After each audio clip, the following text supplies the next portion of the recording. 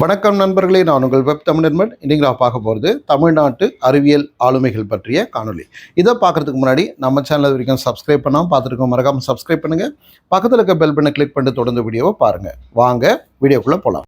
தமிழ்நாட்டை சேர்ந்த பல்வேறு அறிவியல் அறிஞர்கள் உலக புகழ்பெற்ற அறிஞர்களாக அடையாளம் காணப்பட்டிருக்காங்க.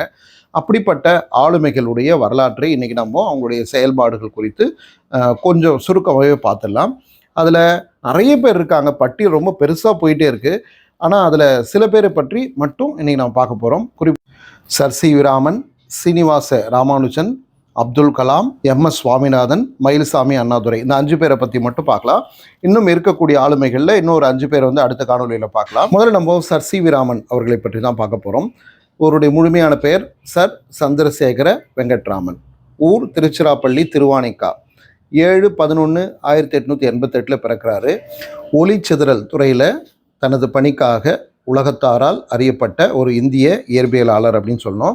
இவர் உருவாக்கின ஸ்பெக்ட்ரோகோப் அப்படின்ற கருவி பார்த்தீங்கன்னா மிக முக்கியத்துவம் வாய்ந்த ஒரு கருவி. இதை இவரும் இவருடைய மாணவர் K.S. கிருஷ்ணன் 2 பேரும் சேர்ந்து தான் உருவாக்கியிருக்காங்க. இது ஒளியை ஆய்வு செய்யக்கூடிய கருவி. இவங்க என்ன கண்டுபிடிச்சாங்க அப்படின்னா, ஒளியானது ஒரு வெளிப்படையான பொருளை கடக்கும்போது திசை திருப்பப்பட்ட ஒளியானது அதன் அலைநீளத்தையும் அதிர்வெண்ணையும் மாற்றுகிறது அப்படின்ற ஒரு அற்புதமான விஷயத்தை கண்டுபிடிக்கிறாங்க. இதுக்கு மாற்றி அமைக்கப்பட்ட சிதறல்னு பெயர் வைக்கிறாங்க. பின்னால் இது ராமன் விளைவு அல்லது ராமன் சிதறல்னு பெயரிட்டு அழைக்கப்படுது. இந்த கண்டுபிடிப்புக்காக 1930ஆம் ஆண்டு இயற்பியலுக்கான நோபல் பரிசு இவருக்கு கிடைக்குது. அறிவியல் துறையில் நோபல் பரிசு பெற்ற முதல் ஆசிரியர் என்கிற சிறப்பும் இவருக்கு கிடைக்குது. இவர் நம்ம சென்னையில் 16ஆம் வயதில் பிரசிடென்சி கல்லூரியில் இளங்கலை இயற்பியல் படித்தவர் குறிப்பிடத்தக்கது. சென்னை பல்கலைக்கழக அளவில் முதலிடம் பெற்றவர். ஒளியியல் மாறுபாடு பற்றி முதல் ஆய்வை மேற்கொண்ட ஒரு மிகச்சிறந்த அறிஞர் அப்படின்னு சொல்லணும். சின்ன வயசுலேருந்தே அறிவியலில் ரொம்ப ஆர்வம். அதுக்கு பிறகு 19ஆவது வயதிலே கல்கத்தாவில் இந்திய நிதி சேவையில் உதவி கணக்கர் ஜெனரலாக வேலைக்கு சேர்றாரு. அதுக்கு பிறகு 1917 கல்கத்தா பல்கலைக்கழகத்தின் கீழே இருக்கக்கூடிய ராஜா பஜார் அறிவியல் கல்லூரியில் இயற்பியல் துறையின் முதல் பாலிட் பேராசிரியராக நியமிக்கப்படுறார். இவர் 1926 இந்திய இயற்பியல் அப்படின்ற ஒரு இதழை நடத்தியிருக்காரு. 1933 பெங்களூருக்கு போயிட்டு இந்திய அறிவியல் கழகத்தின் முதல் இந்திய இயக்குநராக இருந்தவர் இவர்தான்றது குறிப்பிடத்தக்கது. 1948 ராமன் ஆராய்ச்சி நிறுவனத்தை நிறுவி கடைசி காலம் வரைக்கும் இவர் அங்கேயே தான் இருந்து நிறைய ஆய்வுகளை மேற்கொண்டிருக்காரு. இவர் ராமன் விளைவை கண்டுபிடிச்ச 28 பிப்ரவரி 1928 அந்த நாள் குறிப்பிடத்தக்கது.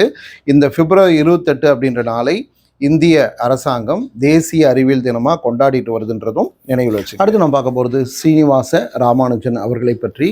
22/12/1887 தமிழ்நாட்டில் கூடிய ஈரோட்டில் பிறந்தவர். கோட்டை அப்படின்ற பகுதியில் பிறந்த ஒரு மிகச்சிறந்த கணித அறிஞர் இவர். பார்த்தீங்கன்னா 33 வயசுலே இயற்கை எதிராரு. இருந்தாலும் கூட அந்த வயசுலேயே யாராலும் பண்ண முடியாத பல்வேறு சாதனைகளை அவர் பண்ணியிருக்கார். அதாவது சின்ன வயசில் யாருடைய உதவியும் இல்லாமே மிக மிக வியப்பூட்டக்கூடிய நிறைய கணித செயல்பாடுகளை அவர் கண்டுபிடிச்சிருக்காரு. சென்னை துறைமுக பொறுப்பு கழகத்தில் பணியாற்றியவருடைய திறமைகள்லாம் அடையாளம் கண்ட ஒரு ஆங்கிலேய மேலதிகாரி தான் இவர் இங்கிலாந்தில் இருக்கக்கூடிய கேம்பிரிட்ஜ் பல்கலைக்கழக பேராசிரியர் ஹார்டி அவர்கிட்ட அறிமுகப்படுத்துகிறாரு. அதுக்கு பிறகு ஹார்டி அவர்கள் இவரை இங்கிலாந்துக்கு கூப்பிட்டுக்கிறார். ராமானுஜத்துக்கு அந்த கணிதத்தில் இருக்கக்கூடிய அந்த பயிற்சி குறைவுன்னாலும் அவருடைய அறிவு அதிகமாக இருக்கிறத புரிஞ்சுக்கிட்ட ஹார்டி அவர்கள் இவருக்கு பயிற்சி கொடுக்குறாரு.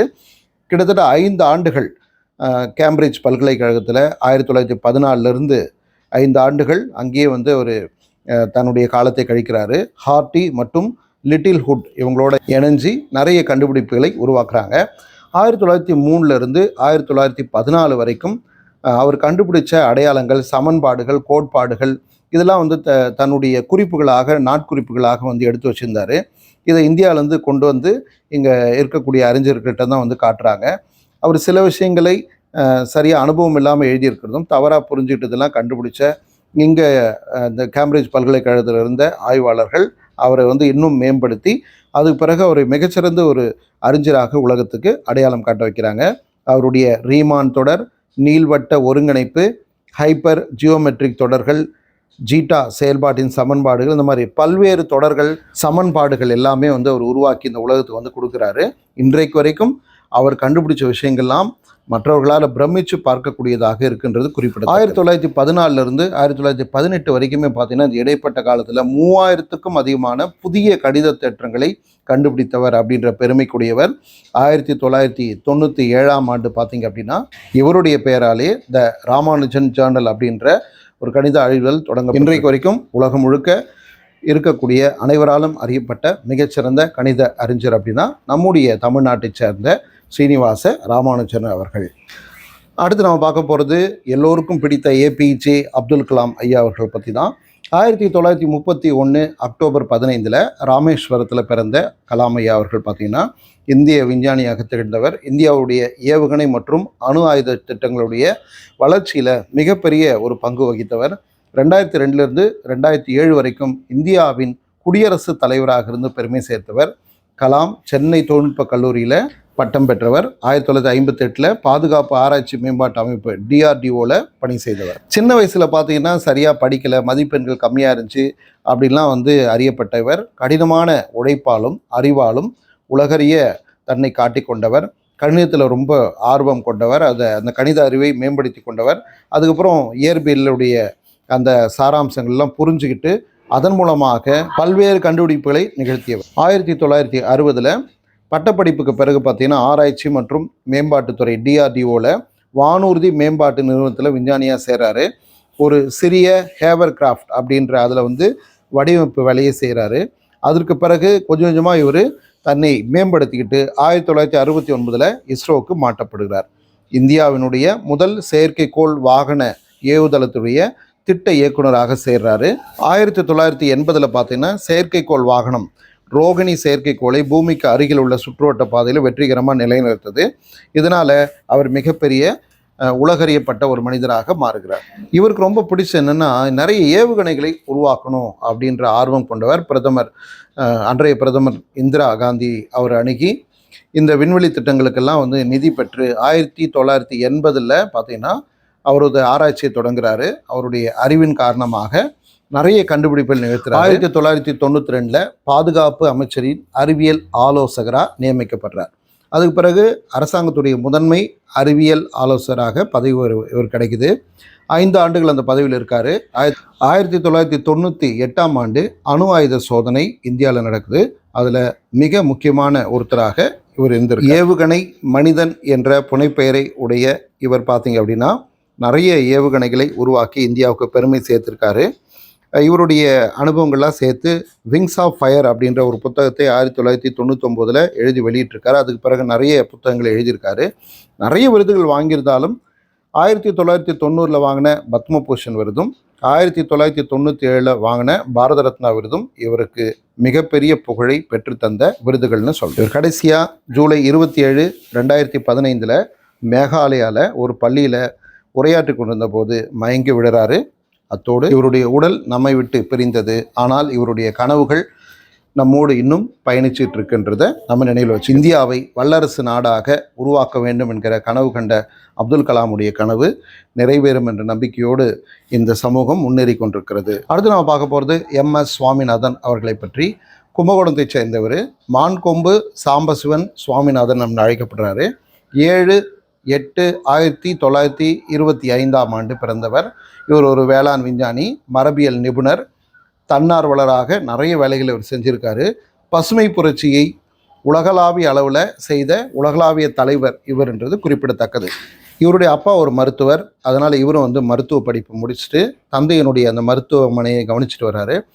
1942 வங்கத்தில் பார்த்தீங்கன்னா ஒரு பெரிய பஞ்சம் ஏற்படுது. அது இவர் ரொம்ப பாதிக்குது. அதனால் இவர் மருத்துவ பணியை தாண்டி வேளாண் துறையில் கவனம் செலுத்த ஆரம்பிக்கிறாரு. அதுக்காக கோயம்புத்தூரில் இருக்கக்கூடிய வேளாண் கல்லூரியில் இளங்கலை பட்டம் படிச்சுட்டு டெல்லியில் மரபு பயிர்கள் குறித்து முதுகலை பட்டம் முடிக்கிறாரு. அப்புறம் 1948 ஒரு IPS அதிகாரி ஆகிறார். ஆனாலும் பணியில் போய் சேரல.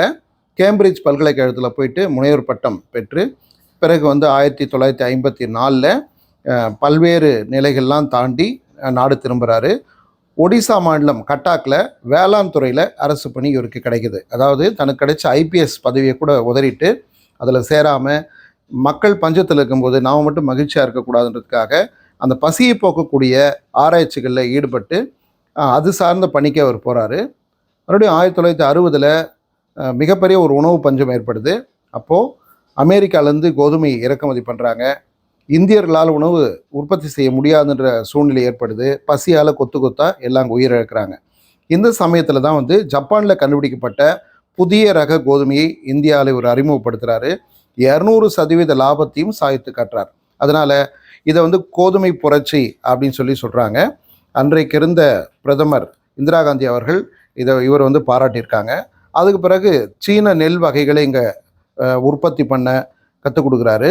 அதுக்கு பிறகு இந்தியா உணவு உற்பத்தியில் தன்னிறைவு பெற்ற ஒரு நாடாக மாறுது. இவருடைய பணிகளுக்காக பசுமை புரட்சியின் கட்டிட கலைஞர் அப்படின்னு இந்தியர்கள் பலரும் இவரை அழைக்கிறாங்க. 1960களில் இந்தியா பாகிஸ்தானுடைய பஞ்சத்தை போக்குறதுல மிகப்பெரிய பங்காற்றியவர் இவர்ன்றது குறிப்பிடத்தக்கது. அதுக்கு பிறகு பார்த்தீங்கன்னா 1987 இவருக்கு முதல் உலக உணவு பரிசு வழங்கப்படுது. பொருளாதார சூழலின் தந்தை அப்படின்ற பட்டம் இவருக்கு கிடைக்குது. எல்லாவற்றுக்கும் மேலாக 2024 இவருக்கு இந்திய அரசாங்கம் மிக உயரிய விருதான பாரத ரத்னா விருது கொடுத்து சிறப்பிச்சிருக்கு அப்படின்றத நினைவில் வச்சுக்கணும். இறுதியாக நாம் பார்க்கவிருப்பது மயில்சாமி அண்ணாதுரை அவர்களை பற்றி.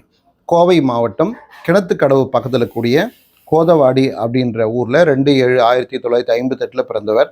தேசிய கட்டுமான ஆராய்ச்சி மன்றத்துடைய தலைவராகவும் தமிழ்நாடு அறிவியல் தொழில்நுட்ப மன்றத்துடைய துணைத் தலைவராகவும் பணி செய்தவர்.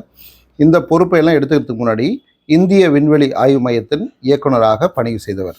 30க்கும் மேற்பட்ட செயற்கைக்கோள்களை உருவாக்கின ஒரு சாதனை மனிதர் அப்படின்னு இவரை சொல்லலாம். இந்தியா இன்றைக்கு வந்து நிலவுக்கு செயற்கைக்கோளை அனுப்பியிருக்குன்னா அதற்கு முக்கியமான காரணகர்த்தாக இருந்தவர் இவர் தான். ஏன்னா முதலில் நிலவுக்கு ஆய்வுக்களம் அனுப்பிய சந்திராயன் 1 திட்டத்தின் இயக்குனர் இவர் தான். கோயம்புத்தூர் அரசு பொறியியல் கல்லூரியில் படித்தவர். அதுக்கு பிறகு கோயம்புத்தூர் பூசாக்கோ தொழில்நுட்ப கல்லூரியில் முதுகலை பட்டம் பெற்றவர். நிறைய பட்டங்கள் படிச்சிருக்காரு. கிட்டத்தட்ட 5 முனைவர் பட்டங்கள் பெற்ற ஒரு அறிஞர். மூன்மேன் ஆஃப் இந்தியா, அதாவது நிலவு மனிதன் என்று அழைக்கப்பட்டவர் இவர் தான். இவர் ரொம்ப வலியுறுத்தினா நம்முடைய நாட்டில் பார்த்திங்கன்னா சுகாதாரம் முன்னேறணும் அப்படின்றத ரொம்ப அதிகமாக வலியுறுத்தியிருக்காரு. சுகாதாரம் முன்னேறினா தான் உலகம் முன்னேறும் அப்படின்ட்டு. அதே மாதிரி ரோபோட்டிக் அறுவை சிகிச்சை பற்றிய நிறைய தொழில்நுட்பங்கள் வளரணும் அப்படின்னு ஆசைப்பட்டவர். இளைஞர்களுக்கு வழிகாட்டக்கூடிய வகையில் கையருகே நிலா அப்படின்ற தலைப்பில் ஒரு நூலும் இவர் எழுதியிருக்காரு. அதுக்கு பிறகு பார்த்திங்கன்னா முதல் செவ்வாய் பயணம் பற்றிய ஒரு தொடர் கட்டுரையும் இவர் வந்து நாளிதழில் எழுதியிருக்காரு, தினத்தந்தியில். அது கையருகே செவ்வாய் அப்படின்ற தலைப்பிலும் வெளியிடப்பட்டிருக்குன்றது குறிப்பிட. இந்த வீடியோ உங்களுக்கு பிடிச்சினா லைக் பண்ணுங்கள், ஷேர் பண்ணுங்கள், கமெண்ட் பண்ணுங்கள். இது வரைக்கும் சப்ஸ்கிரைப் பண்ணாமல் பார்த்துருங்க, மறக்காமல் சப்ஸ்கிரைப் பண்ணுங்கள். நீங்கள் தேர்வுக்காக படிக்கக்கூடிய பல்கலைக்கழக மாணவராக இருந்தால் அந்த 4th செமஸ்டர் 4ஆம் பருவத்துக்கான வீடியோக்கள் எல்லாமே ஒரு தொகுப்பாக டிஸ்கிரிப்ஷனில் கொடுக்குறேன், பார்த்து பயன்பெறுங்கள்.